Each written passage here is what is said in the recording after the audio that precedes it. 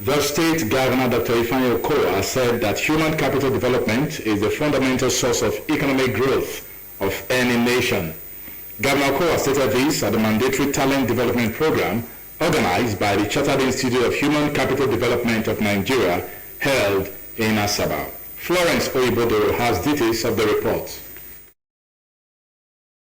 Governor Ifeanyi Okowa, represented by the Chief of Staff, Government House, Asaba, Chief Festus Agas, reaffirmed that human capital development was one of the cardinal points of the state government's Stronger Delta vision, as resources alone cannot drive the system without well-articulated individuals. While maintaining that the present administration was determined to upgrade skills and knowledge to remain relevant in the global markets, Governor Okowa said one of the ways to achieve the mandates was to adopt the local growth strategy to harness human and natural resources. Delta State, while we are busy with infrastructural development, we realize that the human capital is the most important capital that Delta State have.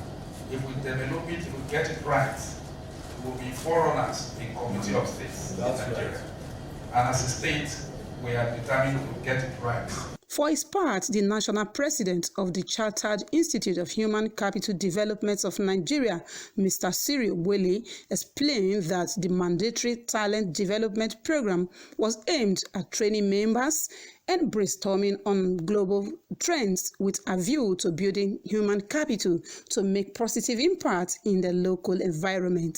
Mr. Wele reasoned that Nigerian population will only become asset by their competency and ability to contribute meaningfully to the development of the nation. What this training here with the team Global Trends for Local Growth to come and share knowledge and ideas. We have got erudite scholars and eminent resource people to come together to share thoughts and ideas on how we can cause these global trends, new developments in how to build human capital, to be brought to bear and have an impact in our local environment here, and how we can translate some of these trends into advantages that will help drive the human capital development of our nation. Earlier, the state chapter chairman of the institute and a former head of service in the state, Sir Paul Evarere, said the mission of the body was to develop knowledge, skills, ability, and competence for the workforce towards maximum productivity and the attainment of organizational goals. Speaking on the theme of the program,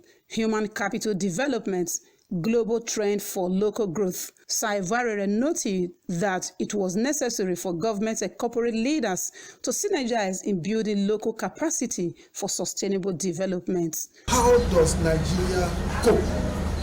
How do we respond immediately to all these challenges and opportunities that are created by these problems?